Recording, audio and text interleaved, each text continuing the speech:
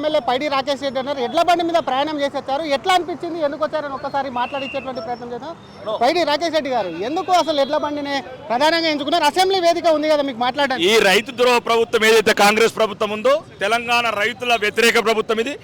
తెలంగాణ రైతులను మోసం చేసి గద్దెనెక్కిన ప్రభుత్వము ఈ రోజు రైతులకు, తెలంగాణలో ఉన్న రైతాంగానికి మొత్తం నైతిక మద్దతుగా ఏదైతే కాంగ్రెస్ నైజం ఉందో, రైతు భరోసా చివరికి రైతు బంధును కూడా పేరు మార్చి మోసం చేసింది. దాన్ని వెంటనే విడుదల చేయాలి, రైతులకు మద్దతు భరోసా వెంటనే చేయాలి, రుణమాఫీ చేయాలని ప్రధాని ఆల్రెడీ రుణమాఫీ చేసేసామని చెప్తుంది కదా ప్రభుత్వం. అదొక 420 లాంటి మాటలు. అది ఎందుకంటే నైతిక అర్హత లేకుండా 72,90,000 మంది రైతులు ఉంటే సుమారు 25 లక్షల మంది రైతులకి మాఫీ చేశారు.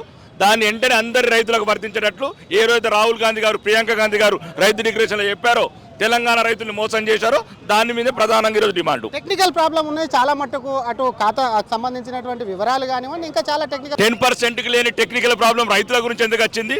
నిన్న తెలంగాణ అసెంబ్లీలో 10% అవినీతి అని బహిరంగంగా ఎమ్మెల్యేలు ఆరోపిస్తుంటే సప్పుడు చేయని ఈ టెక్నికల్ సమస్య రైతుల గురించి ఎందుకు వస్తుంది? రైతు భరోసా ఎప్పుడు ఇస్తారు అది చెప్పాలా ప్రధాన డిమాండ్. రైతాంగానికి నైతిక మద్దతుగా ఈ ఉద్యమం చేపట్టారు. ఈరోజు ఏమన్నా చర్చకు అడుగుతారా?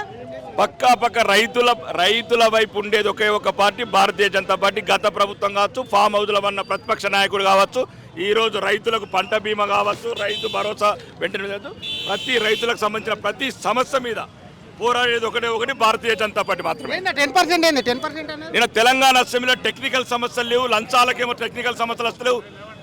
రైతులకు ఎందుకు వస్తుంది? సాంకేతిక సమస్యలు. రైతు భరోసా సాంకేతిక సమస్య ఎందుకు వస్తుంది? 4th సిటీ 5th సిటీలకు 330 ఫీట్ రోడ్లకు లేని సమస్య రైతుల గురించి ఎందుకు వస్తుంది? ఈ సాంకేతిక కారణాలు నిలదీస్తాం తెలంగాణ. ఇది అసలు ఒకవైపు రైతులకు ఇచ్చినటువంటి సమస్యల మీద కూడా ఖచ్చితంగా ఎందుకు రైతులకు టెక్నికల్ ప్రాబ్లం వస్తుంది, ఎందుకు ఇంకా రుణమాఫీ చేయలేదు చాలా మంది కానీ చెప్తున్నటువంటి సిచ్యువేషన్ ఉంది. అసలు టెక్నికల్ ప్రాబ్లం అని ఎందుకు చెప్తున్నారు? అసలు 10% ఇస్తూ కూడా ఒకవైపు బిల్లులు క్లియర్ చేస్తున్నటువంటి దాంట్లో ఒకవైపు కూడా అక్కడ టెక్నికల్ ప్రాబ్లం రావట్లేదు. రైతులకే ఎందుకు వస్తుంది? ఖచ్చితంగా కూడా రైతు పక్షపాతిగా ఉన్నటువంటి ప్రభుత్వం బీజేపీ కాబట్టి వెంటనే రైతు రుణమాఫీతో పాటు రైతులకు ఇచ్చినటువంటి రైతు భరోసా కానీ రైతు కూలీలకు ఇస్తున్నటువంటి వాటన్నిటిని కూడా అమలు చేయాలి. అమలు చేసే వరకు కూడా బీజేపీ పోరాడుతూనే ఉంటుందని చెప్పి ఎమ్మెల్యే పైడి రాకేష్ హెచ్చరిస్తున్నారు. కెమెరామ్యాన్ కోటితో శ్రీధర్, RTV హైదరాబాద్. మరిన్ని వీడియోస్ కోసం ఛానల్ ని సబ్స్క్రైబ్ చేయండి. లేటెస్ట్ అప్డేట్స్ కోసం వాట్సాప్ ఛానల్ ని ఫాలో అవ్వండి. ఆ లింక్ డిస్క్రిప్షన్ లో ఉంది.